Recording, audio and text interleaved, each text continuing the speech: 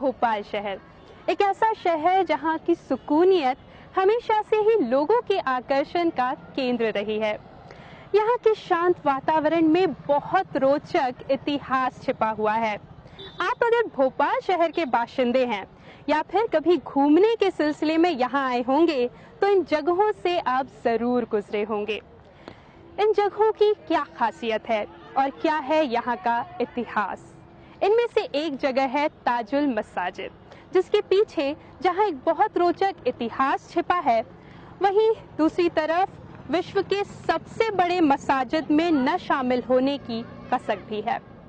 भोपाल के इतिहासविद सैयद अख्तर हुसैन साहब ने एक किताब लिखी है, the royal journey of Bhopal. इसमें लेखक ने तस्वीरों के जरिए भोपाल के 1000 साल पुराने इतिहास को समेटने की कोशिश की है। तो आइए उन्हीं के सहयोग से जानने की कोशिश करते हैं ताजुल मसाजिद के इतिहास को। ताजुल मसाजिद भोपाल की एक ऐसी मसाजिद जिसके नाम से ही इसके अव्वल होने की तस्दीक हो जाती है।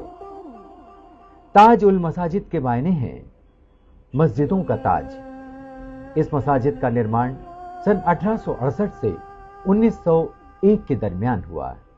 भोपाल की 11वीं शासक नवाब शाहजहां बेगम ने इस मसाजिद का निर्माण कराया। उस दौरान धन की कमी की वजह से ताजुल मसाजिद का काम मुकम्मल नहीं हो सका। आजादी के बाद भोपाल के लोगों ने मिलकर इस मसाजिद को मुकम्मल किया। इस मसाजिद के भीतर प्रवेश करते ही आपको एक विशाल आंगन नजर आता है, जिसका रकबा लगभग 1,70,000 स्क्वायर फीट के आसपास है।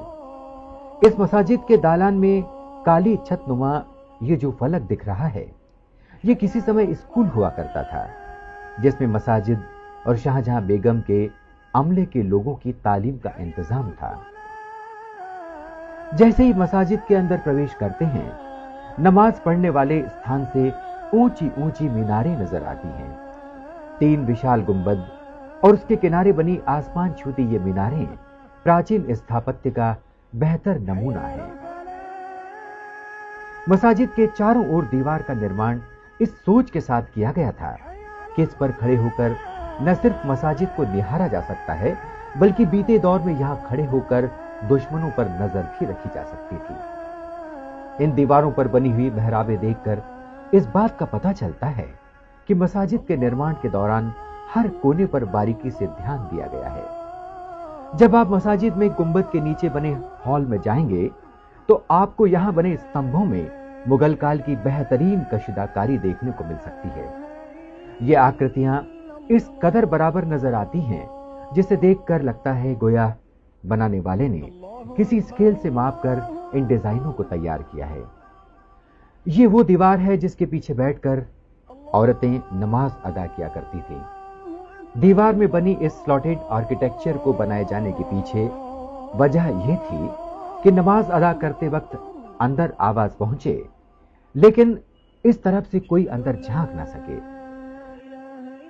ताजुल मसाजिद को देखकर कई बार ऐसा लगता है जैसे आप ताजमहल को देख रहे हैं। खासकर जब इन जालियों पर नजर जाती है तो यह एहसास और पक्का हो जाता है। ये जालियां हूबहू ताजमहल में लगी जालियों का नमूना पेश करती हैं। ताजुल मसाजिद को विश्व की बड़ी मस्जिदों में जगह तो मिली है, लेकिन इसे अव्वल नहीं रखा गया। के मुकर्रमा में काबे शरीफ और मदीना मुनव्वरा में मस्जिद नबवी को छोड़कर दुनिया में जितनी बड़ी मस्जिदें हैं, उनमें भोपाल की इस ताजुल मसाजिद को 6ठा नंबर है रकबे के हिसाब से। लेकिन हर मस्जिद के अंदर जो वजू करने की जगह होती है वो मस्जिद का हिस्सा होती है। इस एतबार से नवाब शाहजहां बेगम ने जो मोतिया तालाब बनाया वजू करने के लिए, जो कि 800 फीट बाई 800 फीट है, यानी 6,40,000 मुरब्बा फीट, वो इस मस्जिद के रकबे 1,70,000 में अगर जोड़ा जाए तो कुल रकबा तकरीबन 8 लाख मुरब्बा फीट हो जाएगा। उस हिसाब से अगर इंसाफ से देखा जाए तो ये दुनिया की सबसे बड़ी मस्जिद है। मोतिया तालाब के निर्माण के पीछे वजह यह थी कि ये एक साथ कम से कम 10,000 लोगों को वजू कराने में कामयाब हो सके। मोतिया तालाब के अंदर बनाई गई गोल सीढ़ियों पर बैठकर नमाजी आराम से वजू करते और मसाजिद के दालान में बैठकर नमाज अदा किया करते थे। लेकिन मोतिया तालाब को मसाजिद के प्रांगण में शरीक ना किए जाने से इस मसाजिद का नाम अव्वल नहीं आ सका। भले ही ये मसाजिद आंकड़ों की नजर में अव्वल ना हो, लेकिन जब मोतिया तालाब से इसकी खूबसूरत झलक देखने को मिलती है तो खुद ब खुद इस बात का गौरव महसूस होता है कि ये मसाजिद अपनी आसमानी मीनारों के समान अव्वल ही है। ताजुल मसाजिद से जुड़े इतिहास को तो हमने जान लिया। आइए अब हम आपको लेकर चलते हैं विश्व की सबसे छोटी मस्जिद की ओर। जी हाँ, ये एक सुखद संयोग है कि सड़क के इस ओर जहां हम विश्व के सबसे बड़े मस्जिदों में से एक की बात कर रहे हैं, वहीं सड़क के उस तरफ विश्व की सबसे छोटी मस्जिद है, यानी 2.5 सीढ़ी मस्जिद। तो आइए चलते हैं 2.5 सीढ़ी मस्जिद की तरफ।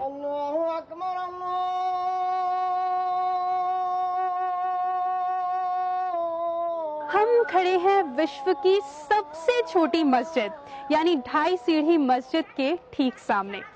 इस मस्जिद के निर्माण के पीछे भी एक रोचक इतिहास छिपा हुआ है।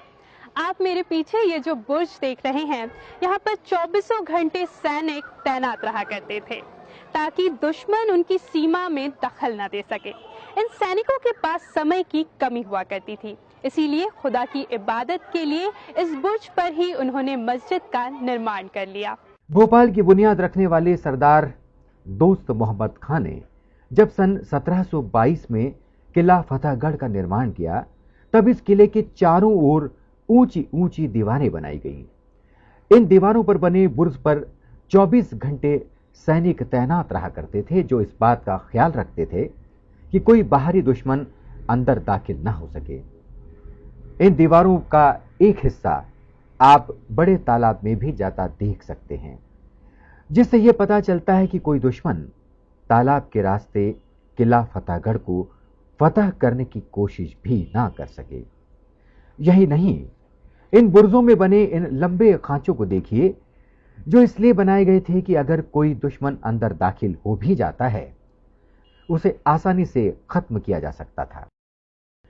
इन बुर्जों पर तैनात सैनिकों को हमेशा यहां तैनात रहने की वजह से नमाज अदा करने में दिक्कतें भी पेश आती थीं। लिहाजा उन्होंने खुद की सहूलियत और खुदा की इबादत करने के लिए इसी बुर्ज पर एक मस्जिद का निर्माण किया। इस छोटी सी मस्जिद को जब बिना किसी सोच समझ के आपसी सहयोग से सैनिकों ने बनाया था, तो कभी शायद उन्होंने भी नहीं सोचा था कि उनके द्वारा निर्माण की गई इस मस्जिद का नाम विश्व की धरोहर में शामिल किया जाएगा। और इत्तेफाक की बात देखिए, उसके कुछ ही सालों बाद इस मस्जिद के ठीक सामने निर्माण हुआ एक ऐसे मसाजिद का जिसका नाम विश्व की सबसे बड़ी मसाजिदों में शुमार हो गया। और आज विश्व की ये धरोहरें एक दूसरे के सामने खड़े होकर गौरव के साथ एक दूसरे को निहार रही हैं।